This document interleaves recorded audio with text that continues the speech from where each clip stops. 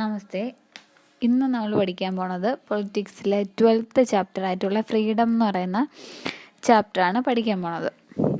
അപ്പോൾ അതിൽ focus area മാത്രമാണ് കവർ ചെയ്ത് പോണത്. അപ്പോൾ ഫോക്കസ് ഏരിയയിൽ ഈ ചാപ്റ്ററിൽ 2 ടോപ്പിക്ക് മാത്രമേ പഠിക്കാനുള്ളൂ.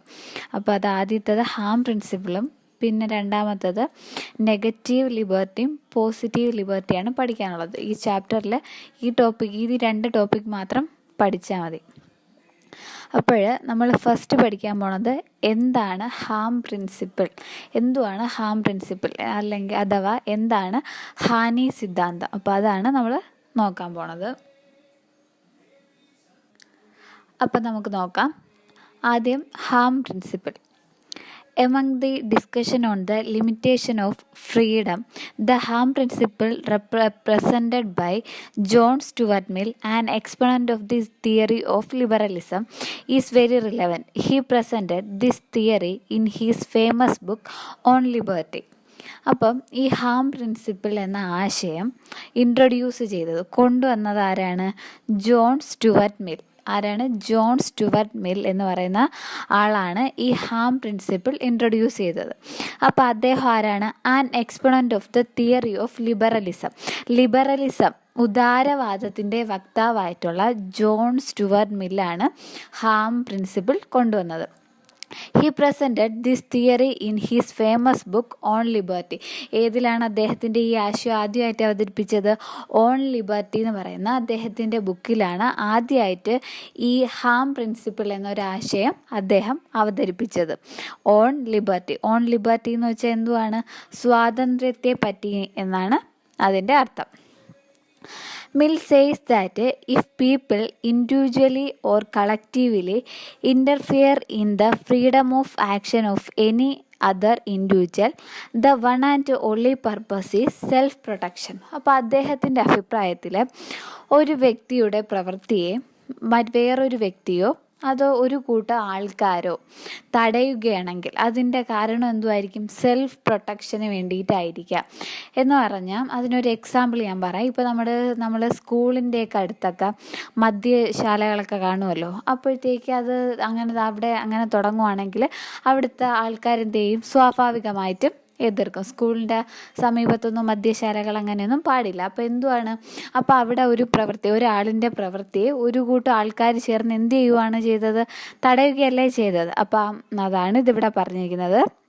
Mill says that if people individually or collectively interfere in the freedom of action of any other individual, the one and only purpose is self-protection. അപ്പോൾ എന്തിനു വേണ്ടിയിട്ടാണ്? ആത്മരക്ഷയ്ക്ക് വേണ്ടിയിട്ടാണ് അങ്ങനെ നമ്മൾ ചെയ്യുന്നത്. അടുത്ത point, he also says that the only purpose for which power can be rightfully exercised over any member of a civilized community against his will is to prevent harm to others. അപ്പോൾ ഇതിൽ പറഞ്ഞിരിക്കുന്നത് എന്തുവാണ്? ഒരു നാഗരിക സമുദായത്തിലെ ഏതെങ്കിലും അംഗത്തിനുമേൽ അയാളുടെ ഇച്ഛയ്ക്കെതിരായി അധികാരം പ്രയോഗിക്കുന്നുണ്ടെങ്കിൽ അതിൻ്റെ ലക്ഷ്യം ഒരേ ഒരു ഉദ്ദേശം, മറ്റുള്ളവർക്ക് ഹാനി ഉണ്ടാക്കുന്നത് തടയുക എന്നായിരിക്കണമെന്നാണ് അദ്ദേഹം പറഞ്ഞത്. അപ്പോൾ ഇത് നമ്മൾ മോളിൽ പറഞ്ഞ പോയിന്റ് പോലെ തന്നെയാണ് പറഞ്ഞിരിക്കുന്നത്. ഇപ്പോൾ ഒരാളിൻ്റെ പ്രവൃത്തി നമ്മളെ ദോഷമായിട്ട് ബാധിക്കുമ്പോൾ നമ്മൾ സ്വാഭാവികമായിട്ട് എന്ത് ചെയ്യും? നമ്മൾ തടയും. അപ്പോൾ അതാണ് ഇവിടെ ആര് പറഞ്ഞിരിക്കുന്നത്? ജോൺ സ്റ്റുവർട്ട് മിൽ അദ്ദേഹത്തിൻ്റെ ഈ ഹാം പ്രിൻസിപ്പിളിലൂടെ പറയുന്നത്. അപ്പോൾ ഈ കൺസെപ്റ്റിനെയാണ് എന്തെന്ന് പറയുന്നത്?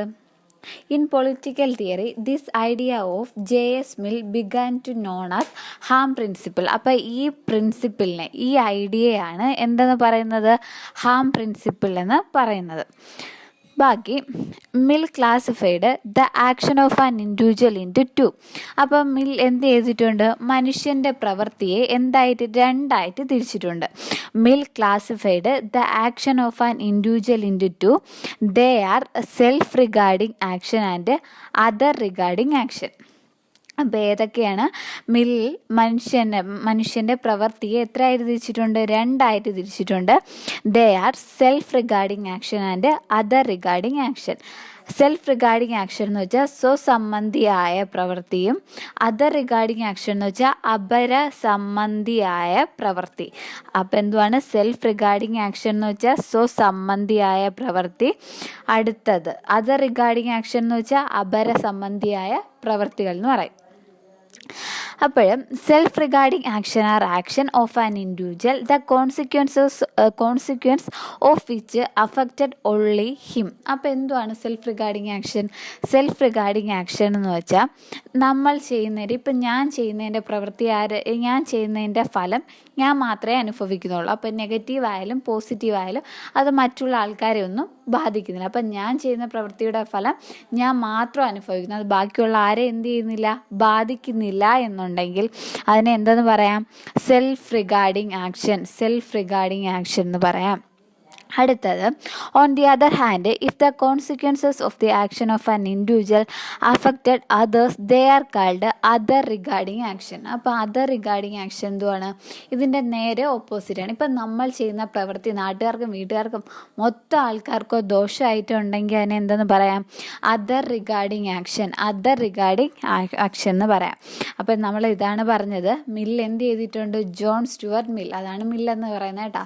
അപ്പോൾ ഈ ജോൺ സ്റ്റുവർട്ട് മിൽ എന്ത് ചെയ്തിട്ടുണ്ട്? മനുഷ്യൻ്റെ പ്രവൃത്തിയെ രണ്ടായിട്ട് ഡിവൈഡ് ചെയ്തിട്ടുണ്ട്. അപ്പോൾ ആദ്യത്തത് സെൽഫ് റിഗാർഡിങ് ആക്ഷൻ, രണ്ടാമത്തത് അതർ റിഗാർഡിങ് ആക്ഷൻ. അപ്പോൾ സെൽഫ് റിഗാർഡിങ് ആക്ഷൻ എന്ന് പറഞ്ഞാൽ എന്തുവാണ്? നമ്മൾ ചെയ്യുന്നതിൻ്റെ ഫലം നമ്മൾ തന്നെയാണ് അനുഭവിക്കുന്നത്, അത് ബാക്കി ആരെയും അത് ബാധിക്കുന്നില്ല. അങ്ങനെയുള്ളതിനെയാണ് എന്തെന്ന് പറയുന്നത്? സെൽഫ് റിഗാർഡിങ് ആക്ഷൻ എന്ന് പറയുന്നത്. അടുത്ത അതർ റിഗാർഡിങ് ആക്ഷൻ എന്ന് വെച്ചാൽ എന്തുവാണ്? നമ്മൾ ചെയ്യുന്നതിൻ്റെ ഫലം എന്ത് ചെയ്യുന്നുണ്ട്? ബാക്കിയുള്ളവർക്ക് അത് നെഗറ്റീവായിട്ടാണ് ബാധിക്കുന്നതെങ്കിൽ അതിനെ എന്തെന്ന് പറയും? അതർ റിഗാർഡിങ് ആക്ഷൻ എന്ന് പറയും. Mill argues that if the action of an individual affected only him, the state or any external authority has no right to interfere. അപ്പം മിൽ എന്തുവാണ് പറയുന്നത്? The action of an individual affected only him, the state or any external authority has no right to interfere. ഇപ്പം ഞാൻ ചെയ്യുന്ന പ്രവൃത്തി ഇപ്പം എന്നെ മാത്രമാണ് ബാധിക്കുന്നതെങ്കിൽ എന്ത് ചെയ്യാൻ പാടില്ല? അതിനകത്ത് മറ്റാരും ഇടപെടേണ്ടുന്ന കാര്യമില്ല. അത് എന്നെ മാത്രമേ ബാധിക്കുന്നുള്ളൂ. അപ്പോൾ അതിനകത്ത് വേറെ ആരും ഇടപെടേണ്ടുന്ന കാര്യമില്ല. On the contrary, if the action of an individual have no consequences on other or if the action are harmful to others, there is justification for external interference. പക്ഷേ നമ്മൾ ചെയ്യുന്ന പ്രവൃത്തി മറ്റുള്ളവർക്ക് നെഗറ്റീവായിട്ട് ബാധിക്കുന്നുണ്ടെങ്കിൽ അതിനകത്ത് എന്ത് ചെയ്യണം? അപ്പോൾ പുറത്തുനിന്ന് എന്തായാലും അതിനകത്ത് ഇടപെടൽ ഉണ്ടാകണം എന്നാണ് പറയുന്നത്. അപ്പം നമ്മൾ ചെയ്യുന്ന പ്രവൃത്തി മറ്റുള്ളവരെ ബുദ്ധിമുട്ടിക്കുന്നതാണെങ്കിൽ എന്ത് ചെയ്യണം? അതിനകത്ത് ലീഗൽ മൂവ്മെൻറ്റോ പുറത്തുനിന്നുള്ള ഇടപെടൽ ഉണ്ടായാലും കുഴപ്പമില്ല. പക്ഷേ നമ്മൾ ചെയ്യുന്നതിൻ്റെ പ്രവൃത്തി നമ്മൾ മാത്രമാണ് അനുഭവിക്കുന്നതെങ്കിൽ എന്ത് ചെയ്യാൻ പാടില്ല? അതിനകത്തുനിന്ന് പുറത്തുനിന്നൊന്നും ഒരു ഇടപെടലും ഉണ്ടാകാൻ പാടില്ല എന്നാണ് ആര് പറയുന്നത്? J.S. Mill പറയുന്നത് കേട്ടോ. In short, if the action of others are harmful to us, it is highly necessary that some authority must protect us. Usually it is the duty of the state to prevent an individual from the action harmful to others. അപ്പം ചുരുക്കത്തിൽ എന്തുവാണ് പറയുന്നത്? മറ്റുള്ളവരുടെ പ്രവൃത്തികൾ നമുക്ക് ഹാനികരമാവുകയാണെങ്കിൽ ഏതെങ്കിലും ബാഹ്യാധികാരികൾ നമ്മെ ഉറപ്പായിട്ടും സംരക്ഷിക്കേണ്ടുന്നതാണ്. മറ്റുള്ളവർക്ക് ഹാനികരമായ പ്രവൃത്തികളിൽ നിന്ന് ഒരു വ്യക്തിയെ തടയേണ്ടുന്ന ചുമതല സാധാരണഗതിയിൽ രാഷ്ട്രത്തിനാണ് ഉള്ളത് എന്നാണ് പറയുന്നത്. അപ്പോൾ എന്തുവാണ് ഈ പറഞ്ഞത്? മറ്റുള്ളവരുടെ പ്രവൃത്തികൾ നമുക്ക് എങ്ങനെയെങ്കിലും ദോഷമായിട്ട് ബാധിക്കുകയാണെങ്കിൽ എന്ത് ചെയ്യണം? അതിൽ ലീഗലി എന്തെങ്കിലുമൊക്കെ ഇടപെടൽ ഉണ്ടാവണം എന്നാണ് പറയുന്നത്. മറ്റുള്ളവർക്ക് ഹാനികരമായ പ്രവർത്തികളിൽ നിന്ന് ഒരു വ്യക്തിയെ തടയണം. ഇപ്പോഴും നമുക്ക് ഈ ലോക്ക്ഡൗൺ ആയിട്ടാണെങ്കിൽ ഏറ്റവും കൂടുതൽ നമ്മൾ കണ്ടിട്ടുള്ള ഒരു കാര്യമാണ് ഈ വാറ്റ്. വീട്ടിലൊക്കെ വെച്ച് വാറ്റ് കണ്ടിട്ടില്ലേ? അപ്പോൾ അത് തടയുന്നില്ല. അത് പോലീസ് വന്ന് എന്ത് ചെയ്യുന്നു? റെയ്ഡ് ചെയ്തുകൊണ്ടൊക്കെ പോകണം, നിങ്ങൾ കണ്ടിട്ടില്ലേ? അപ്പോൾ അതെന്തുവാണ്? അത് ഇതിനൊരു എക്സാമ്പിളാണ്. മറ്റുള്ളവർക്ക് ഹാനികരമാകുന്ന പ്രവൃത്തിയിൽ നിന്ന് ഒരു വ്യക്തിയെ തടയുകയല്ലേ ചെയ്യുന്നത് ഇവിടെ പോലീസ് വന്ന്. അത് ചെയ്യാൻ പാടില്ലാത്ത കാര്യമാണ് ചെയ്തുകൊണ്ടിരിക്കുന്നത്. അപ്പോൾ അത് ഇതിനൊരു എക്സാമ്പിളാണ് കേട്ടോ. മറ്റുള്ളവർക്ക് ഹാനികരമായ പ്രവൃത്തികളിൽ നിന്ന് ഒരു വ്യക്തിയെ തടയേണ്ടുന്ന ചുമതല സാധാരണഗതിയിൽ ആർക്കാണുള്ളത്? രാഷ്ട്രത്തിനാണുള്ളത്. അപ്പോൾ ഇവിടെ അത് രാഷ്ട്രം ചെയ്യേണ്ടുന്ന ഡ്യൂട്ടിയാണ് അത്. അപ്പോൾ അതിനൊരു എക്സാമ്പിളാണ് നമ്മൾ പറഞ്ഞത്. ഇപ്പോൾ എന്തുവാണ്, ഇപ്പോൾ ഇങ്ങനെ വാറ്റുന്നതൊക്കെ ഒന്ന് പോലീസ് റെയ്ഡ് ചെയ്ത് എടുത്തുകൊണ്ടൊക്കെ പോകണ കണ്ടിട്ടില്ലേ? അപ്പോൾ അത് ഒരു വ്യക്തി ചെയ്യാൻ പാടില്ലാത്ത കാര്യമാണ് ഇവിടെ ചെയ്യുന്നത്. അപ്പോൾ അത് എന്ത് ചെയ്യുന്നു? പുറത്തുനിന്ന് വന്ന് അത് തടയുന്നു. ഓക്കെ ആണല്ലോ. അപ്പോൾ അടുത്ത് ബാക്കി നമുക്ക് നോക്കാം. Freedom is the core subjective of the society. The enjoyment of it is very necessary for having a dignified life. So restrictions are imposed on freedom only on special circumstances. If the harm caused by the action of an individual is serious, necessarily there should be constraint. But for minor harms, legal interference is not necessary. To prevent such minor harms, Mill suggests social disapproval or opposition from the society. For example, if somebody is playing music loudly in an apartment, the police need not be involved. The resident of the apartment should react against it. They should express their disapproval and protect against the loud voice.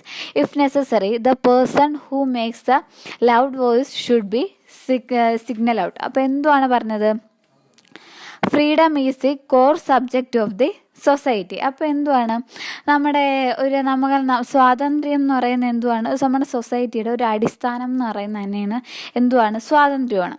The enjoyment it is very necessary for having a dignified life. അപ്പോൾ നമുക്കൊരു അന്തസ്സുറ്റ മനുഷ്യ ജീവിതത്തിന് എന്താണ്? സ്വാതന്ത്ര്യം അത്യാവശ്യമായിട്ടുള്ള കാര്യമാണ്. So restrictions are imposed on freedom only on special circumstances. അതുകൊണ്ട് എന്തുവാണ്? നമ്മുടെ സ്വാതന്ത്ര്യത്തിന് മേൽ നിയന്ത്രണമൊക്കെ എന്തുവാണ്? പരിമിതമായിട്ട് മാത്രമേ നമ്മുടെ സ്വാതന്ത്ര്യത്തിന് മേൽ നിയന്ത്രണങ്ങൾ ഏർപ്പെടുത്താൻ പാടുള്ളൂ. If the harm caused by the action of an individual is serious, necessarily there should be constraint. പക്ഷേ ഒരാളുടെ പ്രവൃത്തി നമ്മളെ ദോഷകരമായിട്ട് ബാധിക്കുകയാണെങ്കിൽ അവിടെ എന്ത് ചെയ്യണം? അവിടെ ഉറപ്പായിട്ടും അതിന് വേണ്ടുന്ന നടപടികൾ എടുക്കണം. But for minor harms legal interference is not necessary. പക്ഷേ പ്രശ്നം അത്ര ഗുരുതരമല്ലാത്ത പ്രശ്നമൊക്കെ ആണെങ്കിൽ എന്ത് ചെയ്യുക? അത് പോട്ടെ, വിട്ടുകളയൂ എന്ന് വിചാരിക്കണം എന്നാണ് പറയുന്നത്. To prevent such minor harms, Mill suggest social disapproval or opposition from the society. For example, if somebody is playing music loudly in an apartment, the police need not be involved. അപ്പോൾ അതിന് ഇവിടെ ഒരു എക്സാമ്പിളാണ് Jaise Mill പറയുന്നത്. എന്തുവാണ്? If somebody playing music loudly in an apartment. ഇപ്പോൾ ഒരു അപ്പാർട്ട്മെൻറ്റിൽ ഒരാൾ നല്ല ഉറക്കം മ്യൂസിക് വെച്ചേക്കുവാണ്.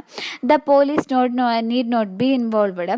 The resident of the apartment should react against it. അപ്പോൾ എന്ത് ചെയ്യണം? അപ്പോൾ ഇങ്ങനെ ലൗഡ് നല്ല ഉറക്കം മ്യൂസിക് വെച്ചേക്കണം. അപ്പോൾ അപ്പുറത്തും ഇപ്പുറത്തുള്ള അപ്പാർട്ട്മെൻറ്റിൽ അവർക്ക് എന്ത് ചെയ്യും? ഇത് വളരെ ദോഷമായിട്ട് അവർക്ക് ഭയങ്കര ബുദ്ധിമുട്ടായിരിക്കും ചിലപ്പം കേൾക്കുന്നത്. അപ്പോൾ എന്ത് ചെയ്യണം?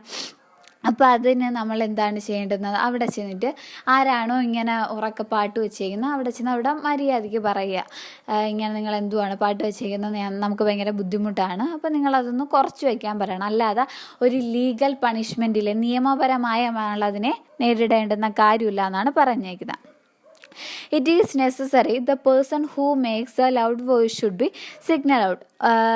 When one plays music loudly, others cannot talk or sleep or listen to their own music. It is only a minor harm. It creates only social disapproval. It is not cause for legal punishment. അപ്പോൾ എന്തുവാണ്? ഒരാൾ നന്നായിട്ട് ഉറക്കെ പാട്ട് വയ്ക്കുമ്പോൾ നമുക്ക് ഉറങ്ങാനോ എന്ത് ചെയ്യാൻ പറ്റും? നമ്മുടേതായ മ്യൂസിക് ആസ്വദിക്കാനോ ഒന്നും കഴിയത്തില്ല. അപ്പോൾ എന്ത് ചെയ്യും?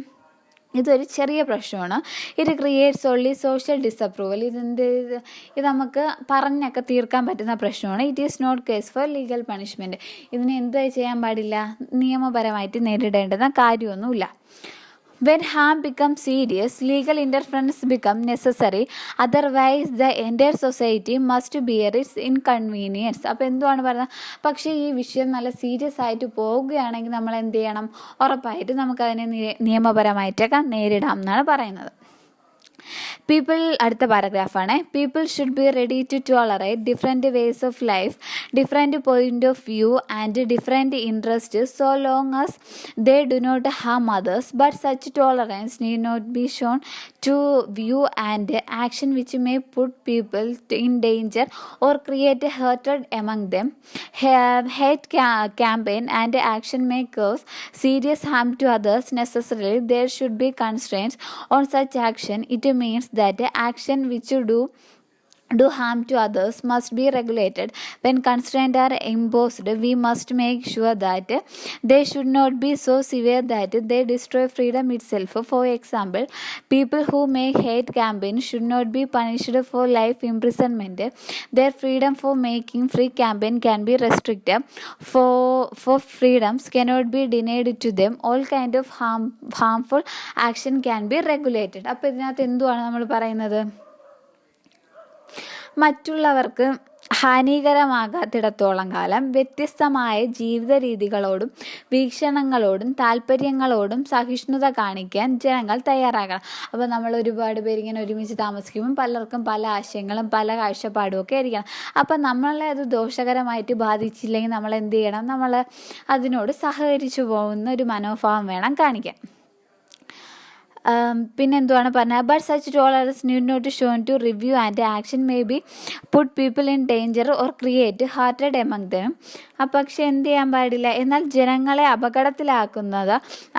അപകടത്തിലാക്കുന്ന അവർക്കിടയിൽ വെറുപ്പും വിദ്വേഷവും വളർത്തുന്ന അഭിപ്രായങ്ങളോടും പ്രവൃത്തികളോടും അത്തരം സഹിഷ്ണുത കാണിക്കേണ്ടെന്ന് ആവശ്യമല്ല. അപ്പോൾ എന്താണ്? പക്ഷെ നമ്മൾ ഇങ്ങനെ സഹിഷ്ണുതയൊക്കെ കൂടുതൽ അങ്ങ് പാലിച്ച് നമുക്ക് ദോഷം വരുത്തുന്ന രീതിയിലാണെങ്കിൽ നമ്മൾ എന്ത് ചെയ്യാൻ പാടില്ല? അതിനെ വച്ചു പൊറപ്പിക്കാൻ പാടില്ല. നമ്മൾ എന്ത് ചെയ്യണം? അതിനെതിരെ പ്രതികരിക്കണം എന്നാണ് പറയുന്നത്. Hate campaign and action may cause serious harm to others. Necessarily, there should be constraint on such action. It means that action which do harm to others must be regulated. When constraints are imposed, we must make sure that they should not be severe that they destroy freedom itself. For example, people who make hate campaigns should not be punished for life imprisonment.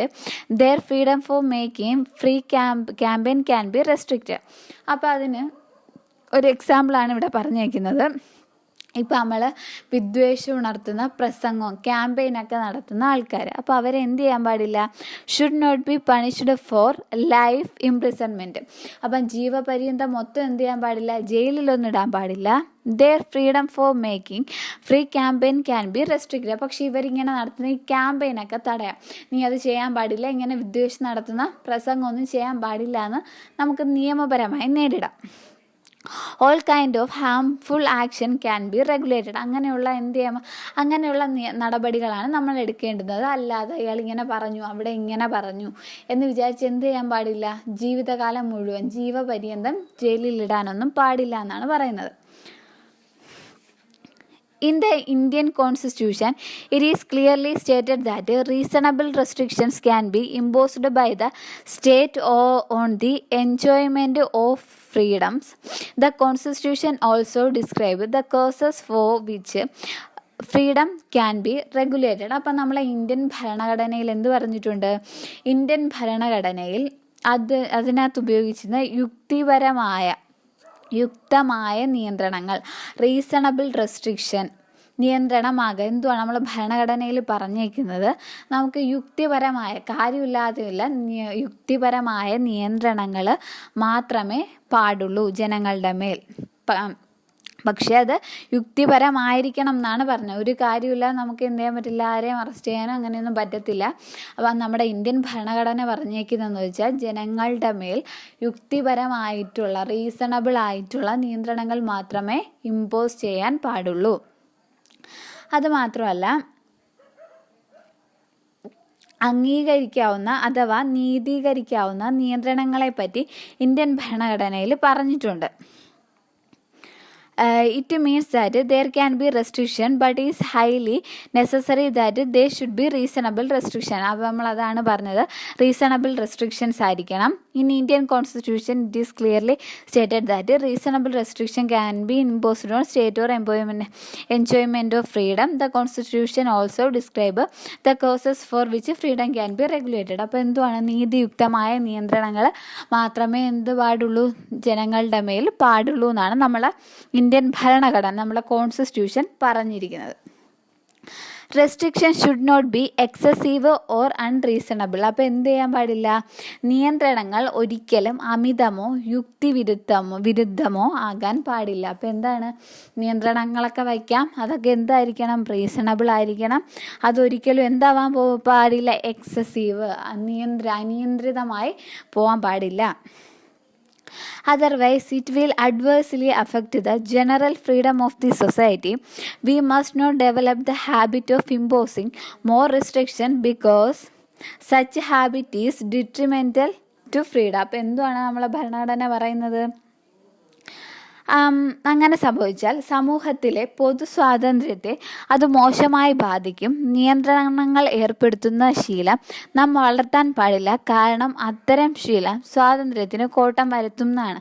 അപ്പം ഭരണഘടന പറഞ്ഞേക്കുന്നതെന്ന് വെച്ചാൽ എന്തുവാണ്, നമ്മൾ ജനങ്ങളുടെ മേൽ അധികം നിയന്ത്രണങ്ങളൊന്നും പാടില്ല. കാരണം എന്തുവാണ്, നമ്മൾ ഒരുപാടൊക്കെ നിയന്ത്രിച്ചാൽ അത് നമ്മളെ സ്വാതന്ത്ര്യത്തെ ചോദ്യം ചെയ്യുന്നത് പോലെ ആവും. അതുകൊണ്ട് എന്തേ പാടുള്ളൂ, യുക്തിപരമായിട്ടുള്ള നീതിയുക്തമായിട്ടുള്ള നിയന്ത്രണങ്ങൾ മാത്രമേ ജനങ്ങളുടെ മേൽ പാടുള്ളൂ എന്നാണ് പറഞ്ഞിരിക്കുന്നത്.